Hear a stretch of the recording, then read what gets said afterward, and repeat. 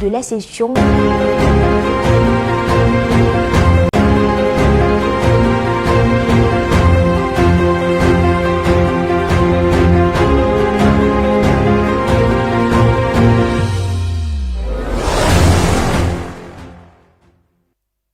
Madame, Monsieur, bonsoir et merci de nous retrouver pour ce nouveau rendez-vous d'information bilingue chez KM10 Télévision. Geraldine, bonsoir. Good evening, Betty Blanche. Ladies and gentlemen, good evening and thanks for joining us. Let's begin right away with our lead stories. November 6, 1982 to November 6, 2022, 40 years of hard work and achievement since Paul Biya took the baton of command at the helm of the Supreme Magistracy of Cameroon. 40 years after, many have described the bureaucrat as an architect of Cameroon's development. Assemblée nationale, la session de novembre se prépare. Une réunion de coordination s'est tenue ce jour à la salle des conférences de la direction de la législation et des affaires linguistiques. Qatar 2022 World Cup, Cameroon's JC is known, unveiled this Saturday, November 5th, 2022 by American Romain Lantume. The three tunics JCs comprised of three different colors, white, red and green, made of both traditional and innovative designs. Those were our headlines. You have details in a bit.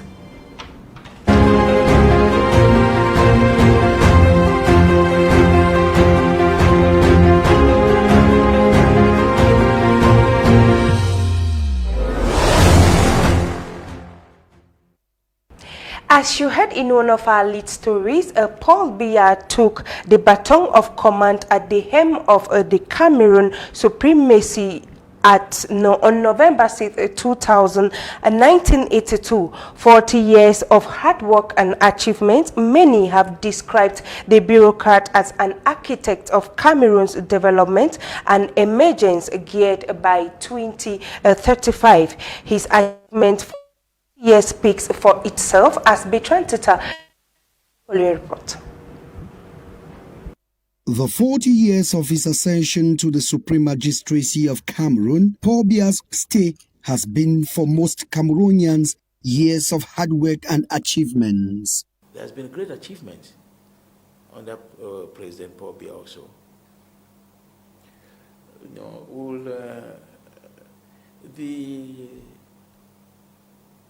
there's a certain amount of liberty of expression, though forced by the SDF. But I think Biya, as a person, in fact, is a democrat. In addition, the achievements of the New Deal are noticeable in every sector. Yaoundé in 82 and Yaoundé today, oh, there's a big difference. So if structurally, I think there's been a lot of achievement. President Biya was an extremely meticulous civil servant, hardworking and not corrupt. Though he is praised by many as the architect of development and the emergence of Cameroon, the road has not been a smooth one for the bureaucrats. The beginning of his reign was not easy. It was not easy because the choice made upon him, which were very considered as very good thing, changed some time ago. And his predecessor was the first to put him in the street because he wanted to come back after he resigned, because when he saw himself that he was not so sick as these people told him, he thought it was wise to come back. And despite his multiple achievements, some say they are far beyond expectations. In a country, we look at someone that has been at the helm of this country for 40 years, and we ask ourselves questions. How can you be at the helm of a country for 40 years, and women are still dying while trying to give birth? How can you be for 40 years at the helm of a country and children don't have access to quality education? For other opposition politicians, many sectors have been forgotten. On this occasion of Paul Biya's accession to the Supreme Magistracy of Cameroon, it presents itself today as an act of cause for national solidarity and the development of Cameroon. 40 ans après l'accession du président Paul Biya à la magistrature suprême, l'heure est au bilan. Pour beaucoup, c'est 40 ans de travail, de réalisation et de succès, comme nous le dit ce reportage de Pierre-Bernard Coigne. Les 40 ans d'accession à la magistrature suprême du chef de l'État Paul Biya ont été pour la plupart des Camerounais des années de travail et de réalisation. Il y a des choses qu'il a apportées, qu'on doit mettre à son actif, ce multipartisme dont on parle, même si les gens pensent qu'il a été forcé, même si ça a été forcé, c'est lui qui l'a apporté. En plus, les réalisations du renouveau sont perceptibles sur plusieurs plans. Il y a certaines choses. Bon, Yaoundé, ce n'est pas le même Yaoundé que nous avons connu en 82. Il a des routes,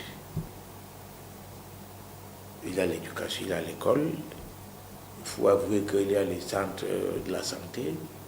Peut-être les problèmes de gestion, c'est une autre chose. Mais il y a quand même eu des aspects qu'on peut féliciter le président. Ces années n'ont pas été un long fleuve tranquille pour le président Paul Biya. L'intégrité territoriale de notre pays a été maintenue. On ne peut pas ne pas le lui reconnaître. Le retour même de Bakassi au Cameroun, c'est à saluer. Et sans la guerre, parce qu'on voulait nous pousser à la guerre, mais il a préféré aller vers la justice. Et la justice lui a donné raison. Même si ces multiples réalisations sont perceptibles pour les uns, certains en trouvent quelques échecs. Après 40 ans de règne d'un président, on retrouve encore les femmes qui meurent en donnant naissance. Après 40 ans de règne d'un président, on vit dans un pays où on n'a pas accès à l'eau potable. Nous sommes dans la capitale du Cameroun, qui est la capitale politique. Moi, je vis à proximité, 2 km de la résidence du président, mais nous avons des problèmes d'eau chaque jour. Pour d'autres politiciens de l'opposition, bien de projets sont à polir. Au nord-ouest, on nous a parlé du Ring Road en 85. Nous sommes en 2022, ça veut dire 37 ans après. On n'a jamais vu ces Ring Road apparaître, on n'a jamais rien vu. Aujourd'hui, la route qui relie l'ouest au nord-ouest, elle est très catastrophique, même comme les travaux ont recommencé en espérant qu'ils ne vont pas laisser comme les autres entreprises ont laissé. Cette accession à la magistrature suprême du chef de l'État Paul Biya en 1982 se présente aujourd'hui comme un acte qui appelle à plus de solidarité nationale et au développement. Allons du côté de Monatélé où les militants du RDPC sont appelés à se mobiliser dans le respect et la discipline en vue d'une célébration du 6 novembre réussie. Le rassemblement s'est tenu à la maison du parti de Monatélé. Lavoisier Kega, reportage. Il était temps. La barque RDPC à Monatélé avait pris beaucoup d'eau à l'issue des dernières échéances électorales. Le président du bureau de la section Liké Ouest 1, André-Marie Bilégué et ses camarades ont tôt fait de diagnostiquer le mal dans leur rang, l'indiscipline. Nous avons constaté qu'il y avait la non-connaissance des textes de base et l'indiscipline s'était installée.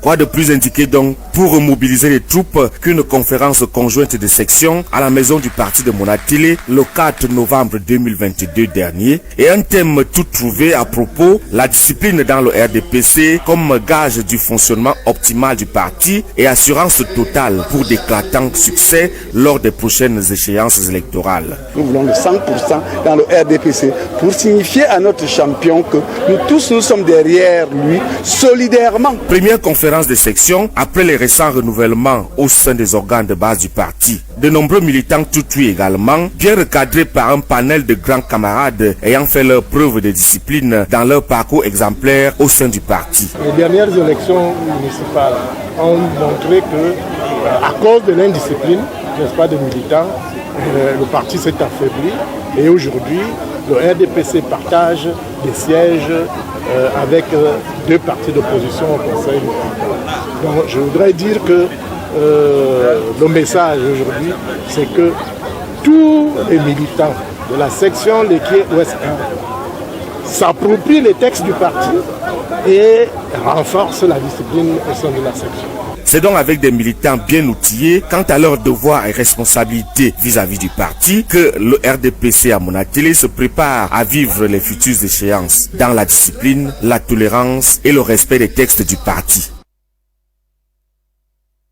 Assemblée nationale, l'administration s'active pour la session de novembre 2022. Abdoulaye Daouda, secrétaire général adjoint numéro 1 de l'Assemblée nationale, a présidé ce jour une réunion de coordination dans la salle des conférences de la direction de la législation et des affaires linguistiques. Étaient présents le contrôleur général de l'Assemblée nationale, les conseillers techniques, les chargés de mission, les directeurs et les chefs de cellules. Dans son allocution d'ouverture, le secrétaire général adjoint numéro 1 a apprécié les responsables pour le travail qu'ils ont accompli au cours de la session de juin 2022. En plus, il a encouragé ces derniers à redoubler d'efforts lors de la prochaine session de novembre qui s'ouvre la semaine prochaine. Les directeurs ont profité de l'occasion pour présenter le bilan de la dernière session dans leurs différents départements. Ils ont également donné un aperçu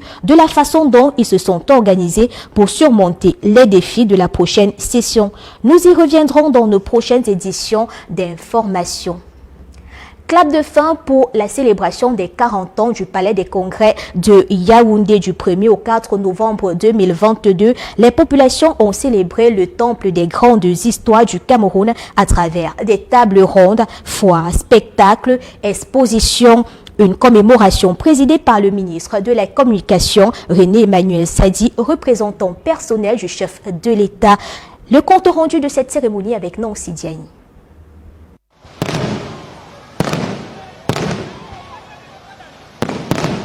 Les 40 bougies du joyau architectural de la colline de Kolniada se sont éteintes ce vendredi. Pendant 4 jours, les Yaoundéens ont rendu hommage aux témoins des plus belles et grandes histoires de la République camerounaise, le Palais des Congrès de Yaoundé. Au menu, foires, spectacles, tables rondes, expositions et animations culturelles étaient au rendez-vous. La clôture des activités de ce vendredi a été marquée par la distinction de fidèles clients et partenaires de la maison. Permettez-moi également d'exprimer ma sincère gratitude aux institutions publiques et privées, ainsi qu'aux partenaires médiatiques et commerciaux qui ont bien voulu soutenir l'organisation de ce 40e anniversaire, notamment l'Assemblée nationale, le ministère des Arts et de la Culture, le ministère des Petites et Moyennes Entreprises, de l'Économie sociale et de l'Artisanat, le ministère du Tourisme et des Loisirs, la Direction générale des douanes, mais également par un giga spectacle culturel au cœur des sonorités camerounaises.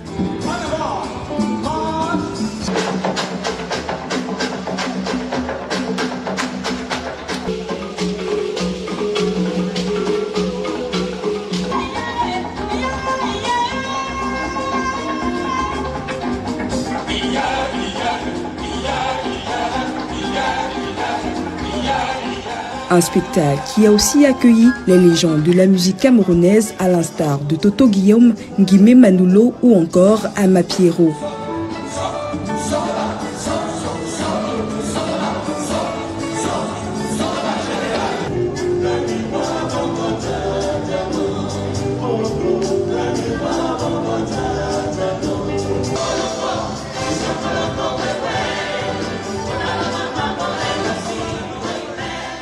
De la pose de la première pierre en 1975 à la fructueuse collaboration sino-camerounaise en 1982, le Palais des Congrès de Yaoundé a œuvré pendant 40 ans au rayonnement politique, diplomatique, économique, sportif, socio-culturel du Cameroun. Rappelons que la bâtisse de 18 hectares environ est bailleur des plus grandes institutions du Cameroun à l'instar du Sénat, l'Assemblée nationale, le Conseil constitutionnel. Les noces d'émeraude de la bâtisse s'inscrivent également à la célébration d'un autre monument, l'homme du 6 novembre, Paul Biya.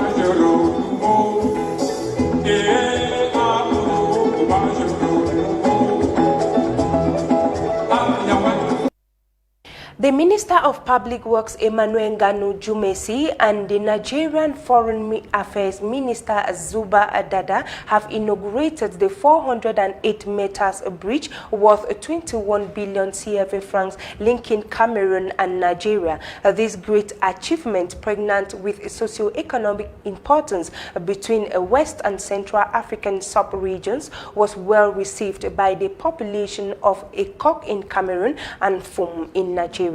And Umeko tells us more in the following report. Constructed over the Cross River is this 408-meter border bridge worth over 21 billion CFA francs. Situated at Fum Ekok, border between Cameroon and Nigeria, is officially inaugurated November 3, 2022 by Cameroon's Minister of Public Works, Emmanuel Nganu Jumesi, Special Representative of His Excellency Paul Biya, and the Nigerian Foreign Affairs Minister, Zuba Dada, Special Representative of the President of Nigeria.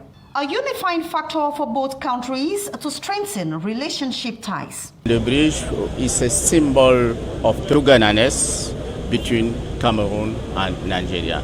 The bridge is a symbol of fruitful cooperation between Cameroon and Nigeria. This is a bridge between two peoples and nations. This can only help in facilitating coming closer together. A very important realization that will improve development between Cameroon and Nigeria. It's a wonderful privilege for us, especially our farmers here in Umojok, farmers in Manyu, and farmers in Southwest in general. We have been longing for it.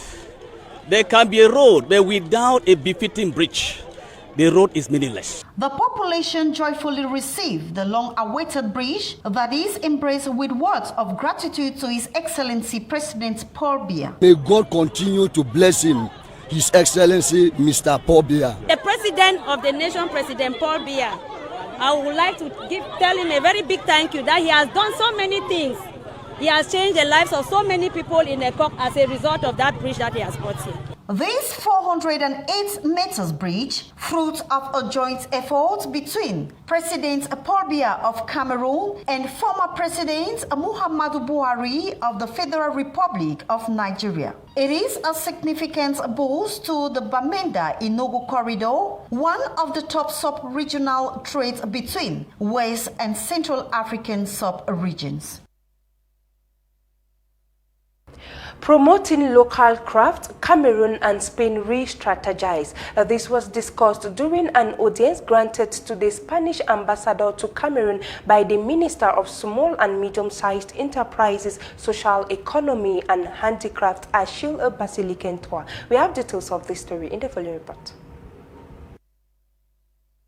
The bilateral cooperation between Cameroon and the Republic of Spain is in good shape. This was the assurance from the Minister of Small and Medium-Sized Enterprises, Social Economy and Handicrafts during an audience he granted to the Spanish ambassador to Cameroon. A country like Spain happens to be one of the first countries that decided to enact framework law on social economy. That was in 2011, meaning that we also look at the various networks of social economy that are very, very offensive in that country, and we believe that such an experience of Spain in developing social economy through the regional and the local networks could be also, could also benefit Cameroon.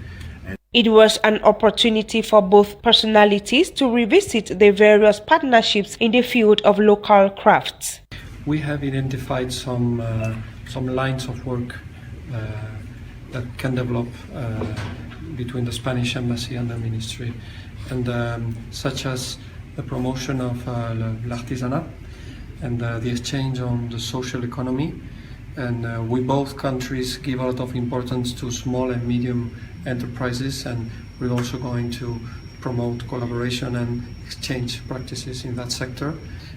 We are going to try to organize as soon as possible first a webinar so that our firms and also our administrations can exchange and then promote commercial missions. Other projects in the pipeline for both parties include exchange of their experiences in agro-businesses. This is in order to further strengthen the cooperation ties between both countries for mutual benefits. La troisième session ordinaire du Conseil régional consacrée au débat budgétaire s'est tenue du 3 au 4 novembre. C'est une étape préalable et incontestable dans le processus d'élaboration du budget de la région du Nord pour l'exercice 2023. La région du Nord table sur une dotation globale de 18,6 milliards sur les 3 prochaines années. Bello Yawouba nous en dit plus. La session ordinaire du Conseil régional du Nord, consacrée au débat d'orientation budgétaire, s'est clôturée vendredi 4 novembre 2022 avec de belles perspectives pour le développement global de la région du Nord. Le gouverneur de la région, représentant de l'État, a salué les avancées perceptibles tant dans le management que dans la maturation des projets d'envergure. Le président du Conseil régional est revenu sur les points saillants de cette session. Nous sortons effectivement d'un débat d'orientation budgétaire qui est une étape de préparation du budget imposée par la loi, en amont donc de tout débat budgétaire. Nous avons rendu compte aux conseillers régionaux de l'environnement dans lequel le budget 2023 se prépare au niveau national, régional et international. Le débat d'orientation budgétaire contribue à la définition du cadrage économique et budgétaire. C'est le lieu pour les conseils régionaux de s'approprier des hypothèses macroéconomiques et de donner leur avis sur le choix des politiques budgétaires de l'exécutif. Le principe de la considération et de l'équilibre genre est respecté dans cette institution régionale du Nord.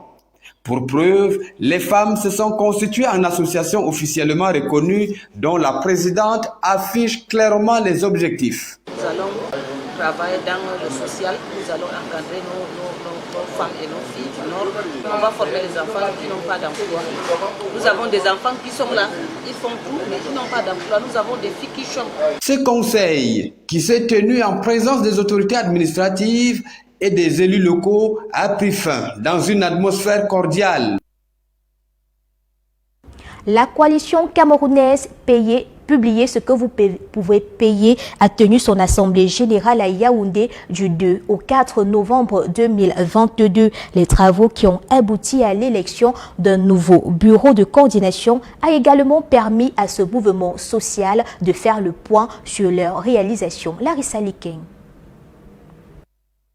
La transparence dans la gouvernance pour une répartition plus juste, inclusive et durable des ressources extractives est une question qui interpelle les 19 organisations de la société civile qui constituent la coalition camerounaise Publier ce que vous payez. En cela, celle-ci s'attelle notamment à sensibiliser les communautés minières sur leurs différents droits.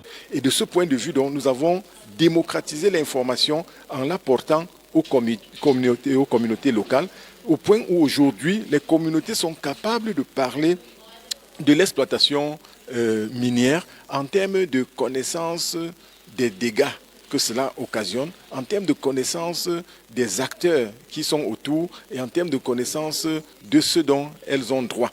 Au rang des actions du nouveau bureau de coordination, un groupe de travail genre a été mis sur pied, l'objectif étant de redynamiser le leadership féminin des zones impactées. C'est parce qu'on a constaté l'absence des femmes à deux niveaux, déjà au niveau local sur les sites miniers, mais aussi dans la gouvernance des industries, dans les organisations que nous sommes.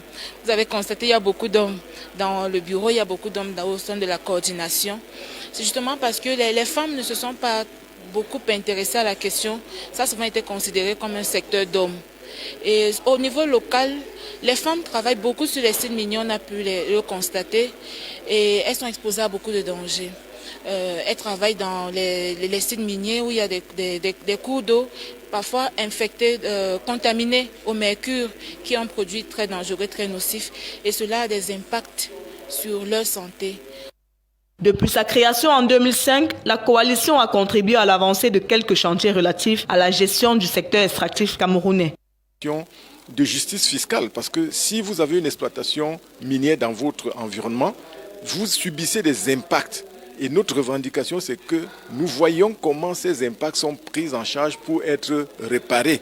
si on va à l'est avec les nombreux trous qui sont laissés, si on va à l'est avec les cours d'eau qui sont pollués, si on va à l'est avec l'agriculture qui ne peut plus se pratiquer parce qu'on a creusé partout, il faudrait que les politiques publiques prennent en charge le vécu de ces populations pour leur apporter des réponses à l'effet d'une vie paisible et durable. Au terme des échanges, c'est avec des batteries reboostées que les participants se sont donné rendez-vous en mars 2023 pour une autre assemblée générale. Let's open our sports page with this cover shot where 15 days to the start of the 2022 World Cup in Cameroon's JC for the competition has been unveiled. After an interminable wait, the American firm unveiled 3 training this Saturday, which comprised of a green, a white, and a red. All are based on the same template with a armor on the chest, the logo of the Cameroonian Football Federation on the left, the logo of the equipment manufacturer at the center, and a lion's head on the right. A design that is both traditional and innovative for Cameroon to approach the World Cup against Switzerland in Group G. Toujours en sport, parlons de la première sortie de cette phase éliminatoire de la CAN rugby féminin pour les Lions indomptables. Le Cameroun prend une belle option devant son adversaire. Les Lions indomptables de rugby se sont imposés face aux Ivoiriennes par 8 points contre 0 et prennent provisoirement la tête de la poule D. Le compte rendu de la rencontre avec Marie-Laure Enyegu et Franck Ébéniste. C'est une joie méritée pour les Lions indomptables de rugby à 15. Se rapprocher d'une qualification en phase finale de la CAN féminine, un objectif atteint au bout des 80 minutes de cette première sortie de groupe. Constater, le match a été très dur pour nous. Pourquoi? Parce qu'on ne connaissait pas l'adversaire. On ne savait pas qui était la Côte d'Ivoire. Alors on a mis notre stratégie en jeu, on a imposé notre jeu, on a su réaliser nos opportunités. Vous avez vu ça suivi par une victoire. Après une première mi-temps terne, le retour des vestiaires est plus animé, notamment cet essai réussi d'Ivana Bengue, offrant aux Lions leur premier point avant le clos du spectacle. Cette pénalité de Rosine Priso ramenant le score à 8 contre 0. Première mi-temps, ça a été ça. On a respecté ce que le coach a dit, mais sinon les essais on ne les a pas mis. En deuxième mi-temps, on a cru à nous et on a dit on doit décrocher cette victoire et on l'a décroché. Côté ivoirien, elles peuvent se féliciter de leur défense qui a fait du mal à la charnière camerounaise. De cette équipe, on est une équipe jeune, on a proposé des belles choses, on les a fait douter. À la mi-temps, il y a 0-0, donc c'est beaucoup de fierté et il y a des derniers petits réglages qui vont s'affiner avec le travail et ça va passer pour la prochaine fois. Je pense que voilà, on a une équipe qui est jeune, une équipe qui apprend à jouer ensemble. La préparation, on n'a pas été ensemble tout le temps. On devait faire un stage fermé, malheureusement on n'a pas pu le faire. Donc vraiment on a fait avec les moyens de bord. Et franchement, on doit encore apprendre à jouer ensemble, on doit encore apprendre à grandir. Mais quelle fierté, franchement quelle fierté. Le Cameroun prend ainsi provisoirement la tête de la poule D et devra concrétiser sa qualification face au Burkina Faso. Nous allons gagner, nous allons tout faire pour gagner ce match. Nous l'avons déjà gagné 2 fois contre le Burkina Faso et ce n'est pas ici au pays qu'on va perdre. Rendez-vous le 12 novembre prochain. Mais d'abord, mardi, c'est la première sortie du Burkina Faso face aux éléphants de Côte d'Ivoire. Une rencontre à suivre dès 14h au stade annexe A du complexe Olimbi. Let's now take a tour out of the country where Ousmane Sanko, Senegal's main opposition leader, has denied accusations of rape against him after he was arrested in 2021. Sanko's lawyer said it was a conspiracy and insisted the case should be closed. We have this story and more compiled in the following report by Anne Umeko. Senegal's main opposition leader, Ousmane Sonko, appeared in court in Dakar after being accused of raping an employee of a beauty salon where he was getting a massage. This followed his arrest in 2021 that led to death riots. Ousmane Sonko's lawyer says it is a state of conspiracy that should be dropped. The opposition leader refused to answer rightly to questions in court, saying there is no evidence and can't answer because he aspires to become the president of Senegal in 60 months from now, that is in 2024. Sanko has refused to take a DNA test. After the Thursday hearings in the Senegalese capital that lasted 3 hours, a large security has been deployed throughout the city, particularly around Sanko's home and court building.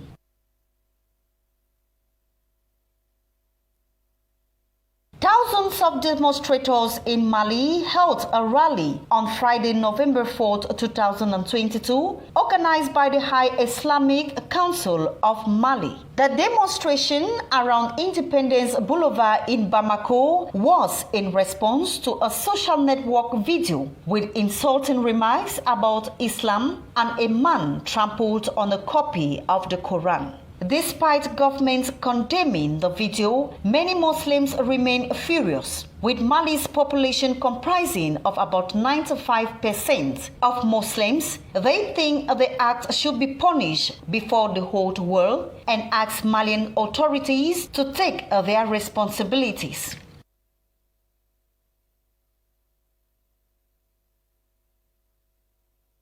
Three people have been killed in scuffles over food aid at a displaced persons camp in Eastern Democratic Republic of Congo. At the Kanyarusinya camp, many people have fled fighting between M23 militia, and President Felix Tshisekedi has called for support from young people to resist the rebel forces by organizing themselves into vigilance groups in order to support, accompany, and sustain Congo's defense forces. Ladies and gentlemen, we have come to the end of our 8 p.m. bilingual news over the Republican television. Thanks for staying with us. Betty Blanche, à demain. À demain, Géraldine. Quant à vous, chers téléspectateurs, restez en compagnie des programmes de Candice Télévision. À demain, 20h.